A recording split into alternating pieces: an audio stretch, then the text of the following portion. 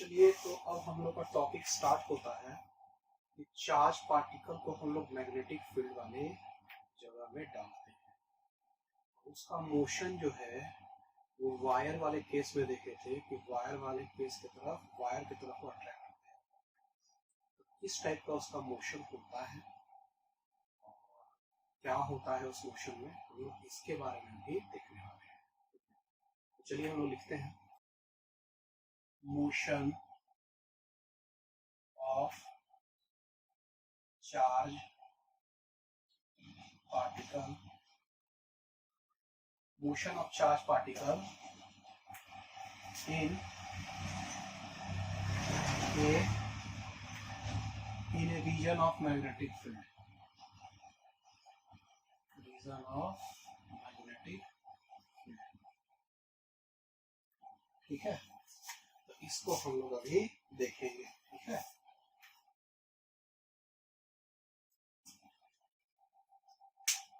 तो चलिए सबसे पहले क्या करेंगे, हम एक फोटो बना लेते हैं।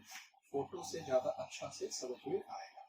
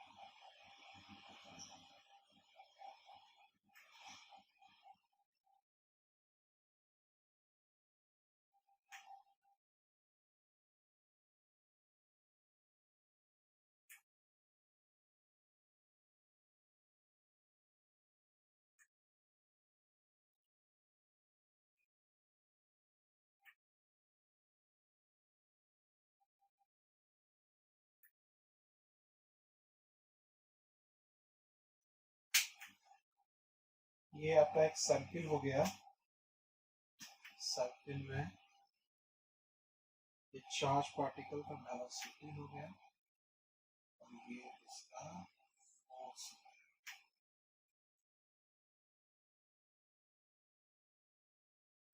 वेलोसिटी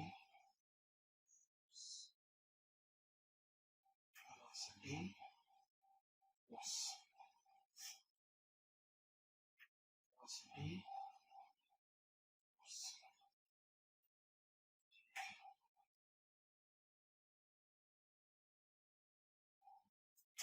ऐसा फिगर को आपको बना देने का है।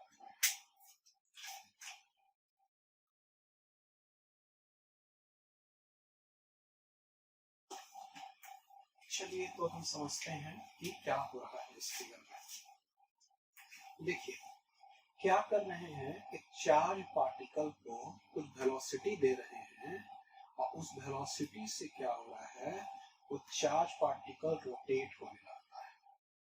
ठीक है, अब क्या है कि जैसे ही उस वेलोसिटी वाले चार्ज पार्टिकल को जैसे ही मैग्नेटिक फील्ड वाले में भी वेलोसिटी से देंगे तो एक फोर्स लगेगा, एक फोर्स लगेगा और वो फोर्स कौन सा होगा, मैग्नेटिक फोर्स होगा।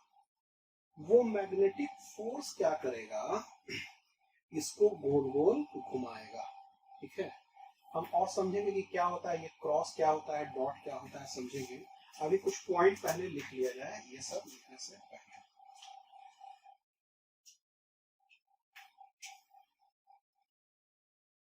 The force on the charge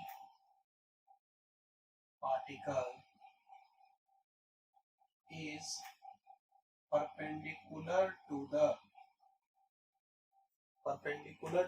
किसका, velocity of body। So the work done by the magnetic force will be zero।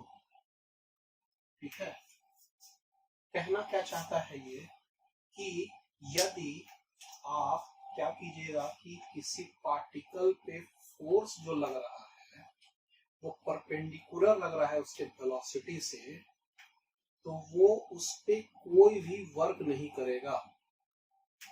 ये कॉन्सेप्ट है। यदि आप वर्क समझते होंगे कि वर्क क्या होता है 11th में पढ़े होंगे आप शायद, कि वर्क में क्या है कि जिधर मोशन है उसके परपेंडिकुलरली क्या लग रहा है, फोर्स लग रहा है। तो वर्क का कोई काम ही नहीं है, यहाँ पे कोई वर्क लग ही नहीं सकता है उसमें। वर्क तब लगता जब उसके वेलोसिटी को घटाता बढ़ाता और उसमें एक्सेलरेशन लाता। वेलोसिटी तो अपना जा रहा है और फोर्स उसके परपेंडिकुलर लग रहा है, तो परपेंडिकुलर फोर्स कभी भी वेलोसिटी को घटा या बढ़ा नहीं सकता है। तो वर्क जो लगाएगा कौन, मैग्नेटिक फोर्स, वो जीरो होगा। ठीक है, ये बात समझ में आ रहा है?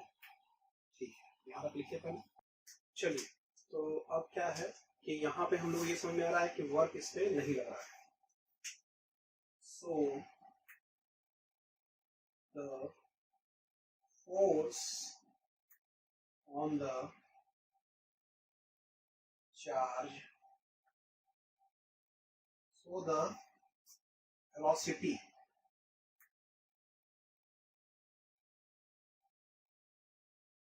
of the charged particle will not change। अच्छा, एक चीज और, वेलोसिटी तो है, ठीक है, लेकिन अब इसका डायरेक्शन फिक्स नहीं है। ठीक है, मैग्नेटिक फील्ड वाले में जब आ गया तो वेलोसिटी क्या बन रहा है अभी, मैग्नेटिक किसी इंस्टेंट पे उसका वेलोसिटी होगा क्योंकि उसका खास डायरेक्शन है। लेकिन ये जो पूरा केस में देख रहे हैं कि v का वैल्यू सेम है लेकिन डायरेक्शन अलग अलग है, ये स्पीड बन जाएगा यहाँ पे। तो यहाँ पे लिखेंगे speed of the charge particle will not change, क्योंकि जो इस पे फोर्स लग रहा है वो परपेंडिकुलर फोर्स लग रहा है। ठीक है, चलिए, suppose the charge particle is given speed v and is projected in the magnetic field। इसको क्या करते हैं हम लोग, मैग्नेटिक फील्ड में प्रोजेक्ट कर देते हैं।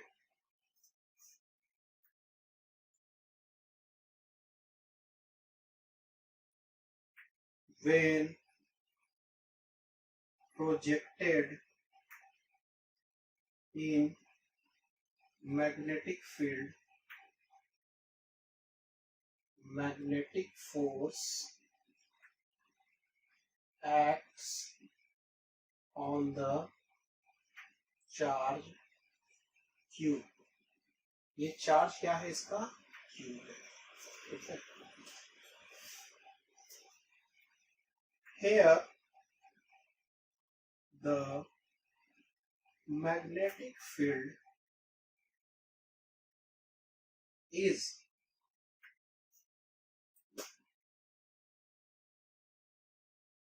represented by B। If the direction of magnetic field is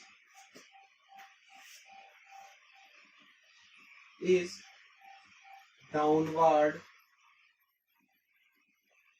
to the figure, it means downward to the figure, it will be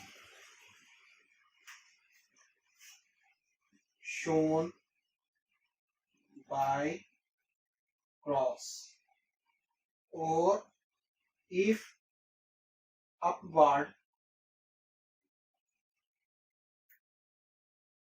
will be shown by a sign. बात समझ में आ रहा है? इसको यहां when charge particle enters in the field, the magnetic force on charge particle will be F is equal to Q V cross B. Since speed V is projected upward and field B is projected upside. Magnetic velocity को कैसे हम इसो कर रहे हैं, speed को ऐसे हम किसी चार्ज पार्टिकल को फेंके स्पीड v से, और मैग्नेटिक फील्ड कहाँ है, अंदर के साइड में, upside, and field b is inside the figure. So the angle between V and B is 90 degree. V इधर और B इधर, तो दोनों के बीच का एंगल 90 डिग्री. ठीक है. So the force is F is equal to QVB sin 90, यानी कि QVB 90 डिग्री हो गया तो QVB सिर्फ हो गया F का वैल्यू. ठीक है. This magnetic force will give centripetal force to the charge particle and it will rotate in circular motion in the magnetic field region.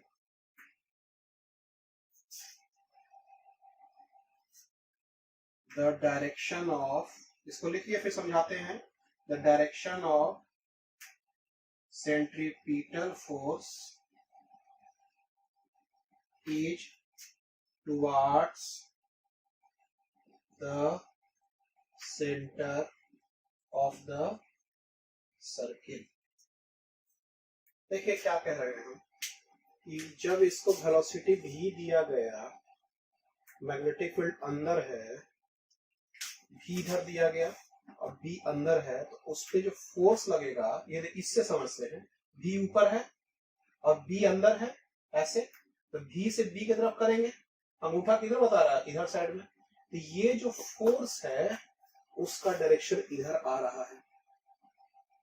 ये फोर्स ही आपको सेंट्रीपिटल फोर्स देगा. सेंट्रीपिटल फोर्स क्या होता है, एक ऐसा फोर्स जिसके कारण कोई बॉडी सर्कुलर मोशन में घूमता है. तो सर्कुलर मोशन में घूमेगा तो उसके लिए कोई फोर्स का आवश्यकता पड़ता है. विदाउट कोई फोर्स का वो सेंट्रीपिटल फोर्स यानी कि गोल गोल नहीं घूम सकता है, उसको एक फोर्स जरूर आवश्यकता पड़ेगा. तो ये जो फोर्स है ना, यही सेंट्रीपिटल फोर्स का काम करेगा और चार्ज पार्टिकल को गोल गोल घुमाएगा. इधर गए भी, बी अंदर में है तो फोर्स इधर, इधर गए भी, बी अंदर में है, फोर्स इधर, इधर गए भी, बी अंदर में है तो फोर्स ऊपर। समझ में बात आ रहा है? तो हमेशा जो फोर्स है वो सेंटर के साइड में है, तो सेंट्रीपिटल फोर्स को हमेशा सेंटर के साइड में ही लगना चाहिए, और हमेशा सेंटर के साइड में लग रहा है तो ये क्या करेगा, इसको गोल गोल घुमा रहा है। आ रहा है बात समझ में? ठीक, इसको यहां तक उतारिए। The value of centripetal force is F is equal to mv square by r। Centripetal force का फोर्स इसी टाइप से लिखा था, where m mass of particle, v speed, r radius of the circle। जिस सर्किल में घूमेगा तो उसका तो कुछ ना कुछ रेडियस होगा ना, तो वो r हो गया उसका रेडियस। अब ये जो सेंट्रीपिटल फोर्स है वो अपने आप तो जादू से आएगा नहीं कि अपने आप जादू से गोल गोल घूमने लगेगा, तो उसको कौन ये फोर्स दे रहा है, ये मैग्नेटिक फोर्स दे रहा है। तो ये centripetal force, now centripetal force क्या बन जाएगा, magnetic force. So centripetal force will be given by magnetic force. So mv square by r is equal to qvb। ठीक है, तो v भी कट गया तो r is equal to mv by qv। ये जो r जो रेडियस है वो क्या हो जाएगा, mv by qb। Mass v उसका स्पीड, q उस पार्टिकल का चार्ज, और b जिस मैग्नेटिक फील्ड में है। तो ये क्या हो गया, this is the required radius of the charge particle.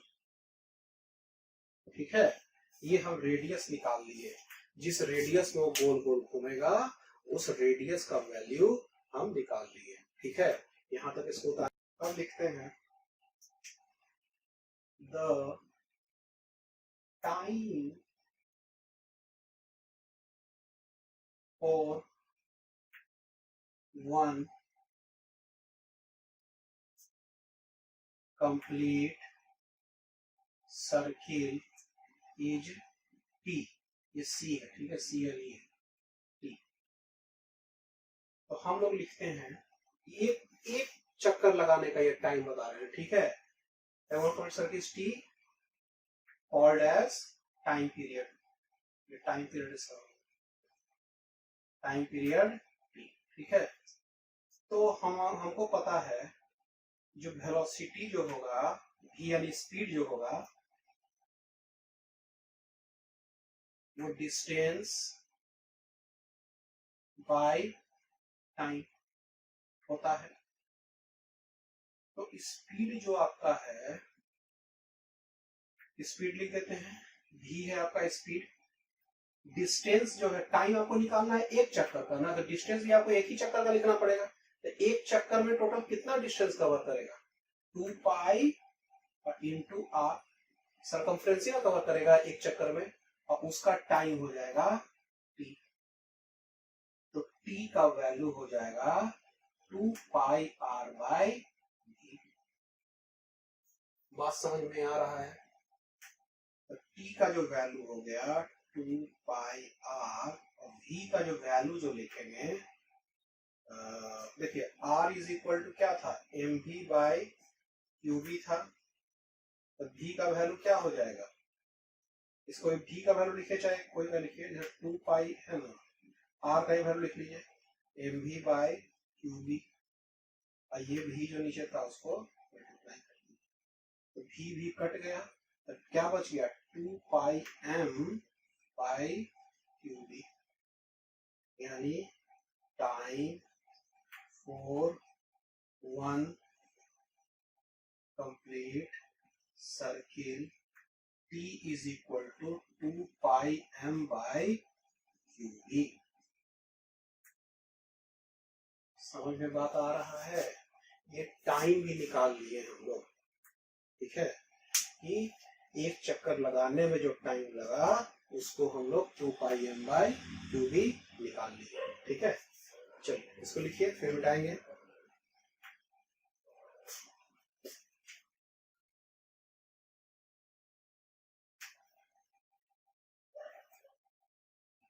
अब क्या निकालेंगे हम लोग?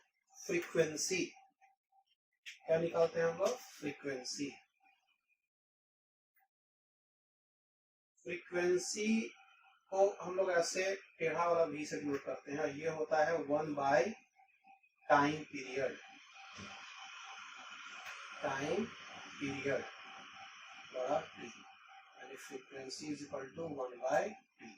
और फ्रीक्वेंसी का मतलब होता है number of oscillation per second. ये नंबर ऑफ ऑक्सीलेशन या number of circle per second, इसी को फ्रीक्वेंसी कहते हैं। एक करने में टाइम जो लगा इतना, तो 1 बाई टी निकालिएगा आप, तो उससे निकल जाएगा कि एक सेकंड में ये कितना चक्कर लगा रहा। बात समझ में आ रहा है? एक सेकंड में ये कितना बार घूम जा रहा है, वो हो गया फ्रीक्वेंसी। और इसका जब वैल्यू लिखेंगे हम लोग, तो 1 बाई टी का क्या लिख देते हैं? टी का क्या वैल्यू है? 2 pi m by q B. Frequency का वैल्यू क्यू बी बाय 2 पाई।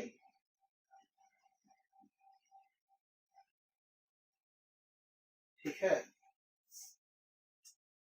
समझ में बात आ रहा है? ये आ गया आपका Q B by 2 pi M. ठीक है, चलिए इसमें एक दो लाइन लिखेंगे और अभी इसमें हमको और भी कुछ लिखना है। ठीक है,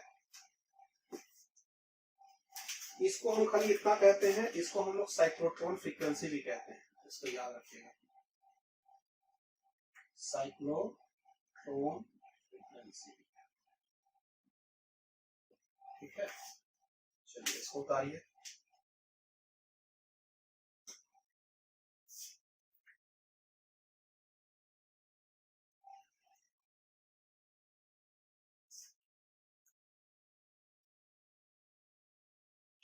चलिए इसमें एक पॉइंट लिखते हैं। Here we see that time period does not depend upon speed e। मतलब टाइम पीरियड में भी तो नहीं है आपका। टाइम पीरियड तो भी ज्यादा होता, स्पीड ज्यादा होता तो टाइम पीरियड कम लगना चाहिए था, हाँ, यानी कि भी के इनवर्सली प्रोपोर्शनल होना चाहिए था। लेकिन ये जो टाइम पीरियड में तो भी से कोई मतलब ही नहीं है। ये कुछ बताना चाह रहा है, ये इक्वेशन को समझाना चाह रहा है। क्या समझाना चाह रहा है ये कि आप वेलोसिटी स्पीड कुछ भी रख दीजिए, टाइम पीरियड आपका सेम ही रहेगा जब तक मास चार्ज और मैग्नेटिक फील्ड सेम है। स्पीड से कोई मतलब टाइम पीरियड को नहीं है। यानी कि ज्यादा स्पीड से घूमेगा तो टाइम तो कम लगेगा, तो काहे नहीं हो रहा है इसमें? तो होगा क्या कि जब ज्यादा स्पीड से घूमेगा वो चार्ज पार्टिकल गोल गोल, तो ज्यादा बड़ा चक्कर लगाएगा। ज्यादा बड़ा चक्कर लगाएगा तो टाइम एक चक्कर लगाने में उसको फिर सेम ही लग जाएगा। समझ बात आ रहा है? स्पीड ज्यादा भी रहेगा तो वो बड़ा चक्कर लगा के टाइम पीरियड उसका सेम बन जाएगा, और स्पीड उसका छोटा रहेगा तो टाइम उसका सर्किल क्या बन जाएगा? छोटा बन जाएगा। ठीक है, और फिर क्या करेगा? सर्किल भी छोटा बन जाएगा तो टाइम पीरियड उसको फिर सेम लगेगा। बात समझ में आ रहा होगा? इसको हम लोग लिख देते हैं, does not depend upon speed. So if the speed v of particle is increased, then it moves in larger circle. So time period T remains same. Similarly, if speed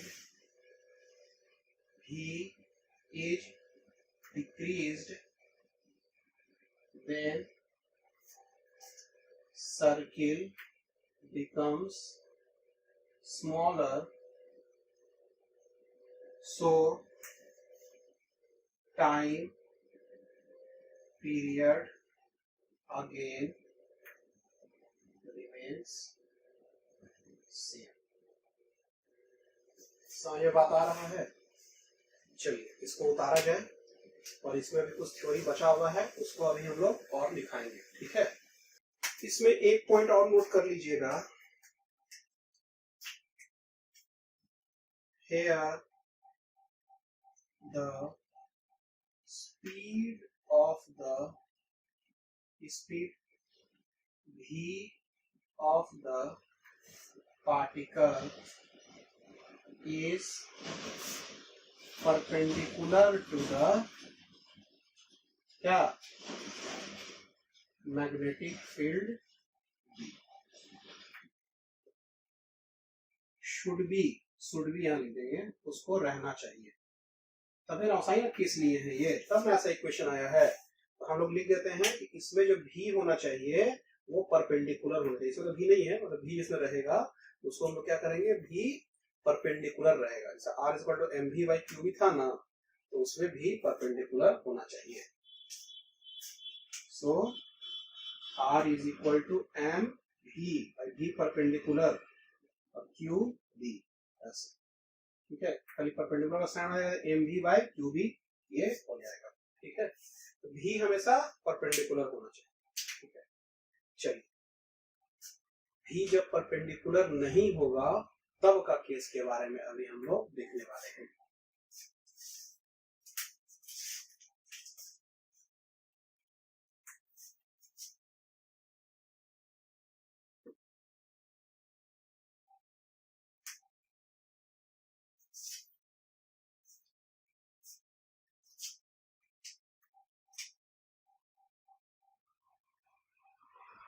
What happens when speed of the particle does not remain perpendicular to the magnetic field? यदि न रहे तब क्या किया जाएगा उस समय, ठीक है। ये बहुत ही इंपॉर्टेंट है। तो क्या करते हैं हम लोग, इसी फिगर से समझेंगे अभी हम। When speed v is not perpendicular to the magnetic field, then it will make angle theta with the magnetic field। ये क्या करेगा, मैग्नेटिक फील्ड के साथ कुछ एंगल बनाएगा। समझ में बात आ रहा है? It will make angle, some angle with magnetic field, इसमें लिखने की होती है theta, make some angle with magnetic field, कुछ एंगल बना देगा वो, ठीक है। तो वो जो एंगल बनाया ना, कौन एंगल बना रहा है, ये वेलोसिटी, ये स्पीड। तो ये जो एंगल बना रहा है, तो उस एंगल जब बनाएगा तो उस स्पीड को दो कंपोनेंट में तोड़ देंगे। देखिए एक चीज ये पता होगा आपको, ये मान लीजिए कि कोई चीज है भी, ये मैग्नेटिक फील्ड है ऐसा, ये दोनों तो परपेंडिकुलर अभी नहीं है, इसमें तो v और b परपेंडिकुलर था, ये मान लीजिए कोई एंगल थीटा बना दे रहा है, हाँ? तो क्या होगा कि v को दो कंपोनेंट में तोड़ देंगे, एक हो जाएगा इधर v cos थीटा, वो क्या हो जाएगा v पैरेलल टू, इसको क्या लिखेंगे v parallel to magnetic field b, इसको v पैरेलल भी लिखेंगे, ठीक है। अब एक कंपोनेंट हो जाएगा इधर साइड में v perpendicular, v perpendicular to the magnetic field, इसको v परपेंडिकुलर लिखेंगे, ठीक है। मतलब v साइन थीटा हो गया, ये v cos थीटा हुआ तो v साइन थीटा हो गया, और ये v परपेंडिकुलर हो जाएगा। यही v परपेंडिकुलर का यूज कर रहे हैं वहां, कंफ्यूजन नहीं ना है इसमें। v किसके परपेंडिकुलर है, इसके b के, जब ये वाला इधर से सब कंपोनेंट लेंगे, v दो कंपोनेंट पर टूट रहा है, v cos थीटा और v sin theta. v cos theta b के अलोंग है, b के पैरेलल हो गया, और v sin थीटा जो ये वाला है वो b के परपेंडिकुलर है, इसलिए इसका v परपेंडिकुलर लिखे हैं, और इसका v cos थीटा, इसको v पैरेलल लिखे हैं, ठीक है। इसको कोना में कहीं पे बनाइएगा और इसको लिख दीजिएगा, ठीक है, कंफ्यूजन रहेगा तो इसको समझ में आ जाएगा। चलिए इसको मिटाएंगे हम अभी।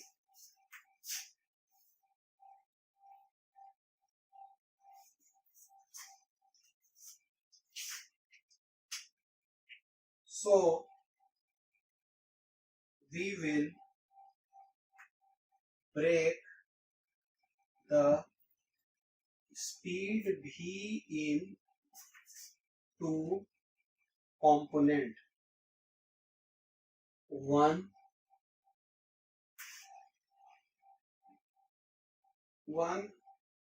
parallel to मैग्नेटिक फील्ड, जिसको भी पैरेलल कहेंगे, and other perpendicular to magnetic field, जिसको भी परपेंडिकुलर कहेंगे, ठीक है। ये बात समझ में आ रहा होगा कि हम लोग इसमें क्या कर रहे हैं, ठीक है।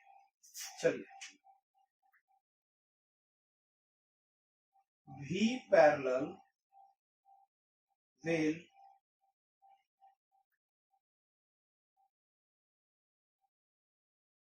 will move in a straight line, ठीक है। हम बताते हैं क्या है, and v perpendicular will move in a circle. देखिए v परपेंडिकुलर जो रहेगा वो तो वही ना, उसको सर्किल गोल गोल गोल गोल घुमा रहा है, यानी कि देखिए ये जो b था अंदर साइड में और ये v इधर साइड में है, तो ये v इसके परपेंडिकुलर है ना, और यही परपेंडिकुलर v जो है ना वही ना इसको गोल गोल घुमा रहा है। तो होगा क्या कि अब तो v ऐसा नहीं है, तो उसका दो कंपोनेंट में हो गया, वो परपेंडिकुलर में भी आ गया है, वो पैरेलल में भी आ गया, ठीक है। यानी कि जैसे देखिए ये v पैरेलल होगा तो b के अलोंग एगो v होगा, एगो v उधर साइड में होगा, एक तो v इधर भी होगा, ठीक है। दो दो v आ गया है इसमें। तो अंदर वाला जो v है ना वो इस चार्ज पार्टिकल को अंदर लेते जाएगा, और ये जो परपेंडिकुलर वाला जो v है ना इसको गोल गोल घुमाएगा। तो इधर से स्टार्ट करते हैं, देखिए इधर से स्टार्ट करते हैं तो इसको ऐसे ऐसे गोल घुमाते जाएगा और ये आगे बढ़ते जाएगा, ठीक है। समझ में बात आ रहा है। इधर मैग्नेटिक फील्ड है आपका, और भी इधर से आपका परपेंडिकुलर भी है और पैरेलल भी है, तो भी मैग्नेटिक फील्ड के को पैरेलल आपका भी है, तो वो तो इसको ऐसे सीधा ले जाएगा भी, जो परपेंडिकुलर वाला है वो इसको गोल गोल घुमाएगा। तो गोल गोल घूम रहा है, लेकिन धीरे धीरे देखिए बढ़ते जा रहा है मैग्नेटिक फील्ड के डायरेक्शन में, और मैग्नेटिक फील्ड डायरेक्शन इधर ही साइड में है, ये बढ़ते जा रहा है बढ़ते जा रहा है, तो गोल गोल ऐसे बढ़ते जाएगा। तो जैसे मान लीजिए कि ये मैग्नेटिक फील्ड है, तो ये होगा ऐसे ऐसे बढ़ते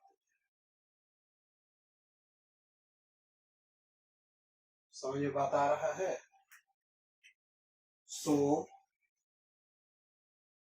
the charge particle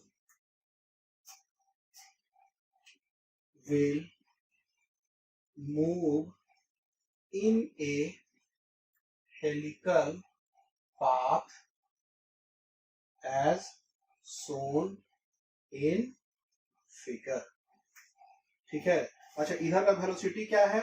v parallel, और v परपेंडिकुलर के कारण क्या हो रहा है? ये गोल गोल घूम रहा है। बात समझ में आया?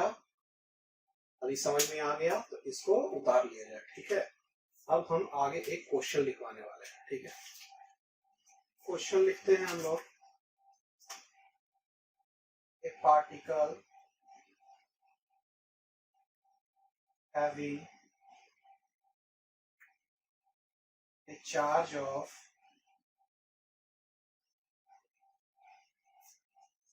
100 microcoulomb and a mass of 10 milligram is projected in a uniform magnetic field of 25 millitesla with a speed of 10 meter per second. If the velocity is perpendicular to the magnetic field, how long will it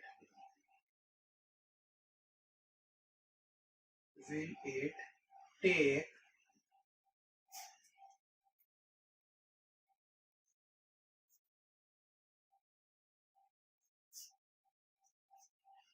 for the particle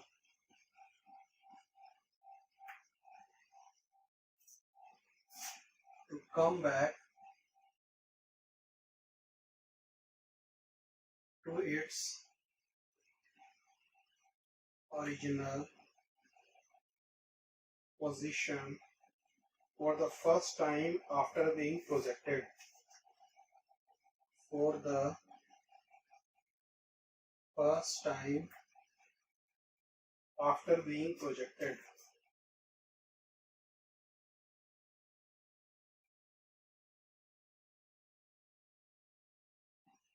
ठीक है, question पढ़ दे रहे हैं। A particle having a charge of 100 microcoulomb and a mass of 10 milligram is projected in a uniform magnetic field of 25 millitesla with a speed of 10 meter per second. Full stop. If the velocity is perpendicular to the magnetic field, how long will it take for the particle to come back to its original position for the first time after being projected? ठीक है, चलिए question को समझते हैं। Particle है, उसका charge का value दिया हुआ है, मास का वैल्यू भी दिया हुआ है, मैग्नेटिक फील्ड का वैल्यू दिया हुआ है, स्पीड का वैल्यू दिया हुआ है। ठीक है, if the velocity is perpendicular to the magnetic field,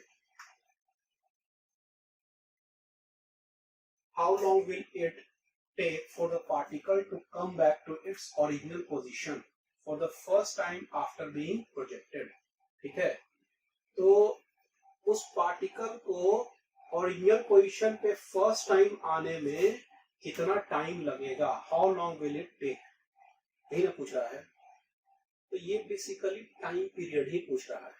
एक टाइम पीरियड कितना होगा वो ओरिजिनल पोजीशन पे आ जाए। एक टाइम पीरियड में तो ओरिजिनल पोजीशन में आ ही जाएगा, तो वो टाइम पीरियड निकालने के लिए बोल रहा है। और टाइम पीरियड का वैल्यू क्या होता है? 2πm/qb। ठीक है, तो चलिए इसको लिखते हैं।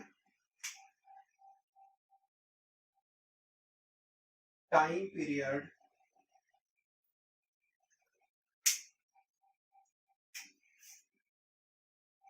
टाइम पीरियड, पहले इसका सब डाटा लिख लीजिए। डाटा में क्या है, चार्ज है Q, इसका वैल्यू कितना है 100 microcoulomb, 100 into 10 to the power -6 coulomb, यानी कि 10 to the power -4 coulomb. Mass कितना है, मास 10 मिलीग्राम, यानी कि 10 इंटू 10 टू द पावर -3, ठीक है, 10 टू द पावर -3 तो ग्राम कर देंगे, और ये किलोग्राम बदलना है आपको, तो इसमें क्या करेंगे 10 टू द -3 से और कर देंगे, ये किलोग्राम हो गया, 10 टू -6 और +10 तो कितना होगा 10 टू द पावर -5 किलोग्राम, ठीक है। उसके बाद मैग्नेटिक फील्ड, B का जो वैल्यू है वो क्या है 25 मिली टेस्ला, यानी कि 25 into 10 to the power -3 tesla. Speed क्या हो जाएगा इसका, वो क्या हो जाएगा 10 मीटर पर सेकंड, ठीक है, स्पीड इसका 10 मीटर पर सेकंड हो जाता है।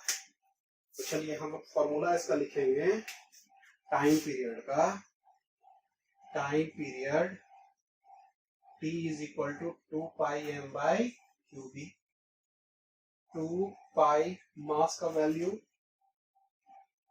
ठीक है, देखिए V दिया हुआ, V का यूज ही नहीं है इसमें, टाइम पीरियड बोल रहा है कि V, अब कंफ्यूज वाला लोग डाल देगा इसमें, तो इसमें क्या करना है मास का वैल्यू डालिए, मास का वैल्यू कितना है 10 टू द पावर -5, चार्ज का वैल्यू कितना है 10 टू द पावर -4, B का वैल्यू कितना है 25 इंटू 10 टू द पावर -3, ये कितना हो गया 2 pi by 25 into 10 to the power -5 +4 +3। चलिए इसका वैल्यू निकाला जाए 0.25 इंटू 10 टू द पावर 2, यानी कि 25 सेकंड, ये इसका आंसर आ गया, यानी कि 25 सेकंड का टाइम लगेगा उसको फिर से एक बार गोल चक्कर लगाने के लिए, ठीक है। तो चलिए, तो ये आपका मोशन जो आपका होता है चार्ज पार्टिकल का, उसके बारे में हम लोग यहाँ पे देखेंगे, ठीक है।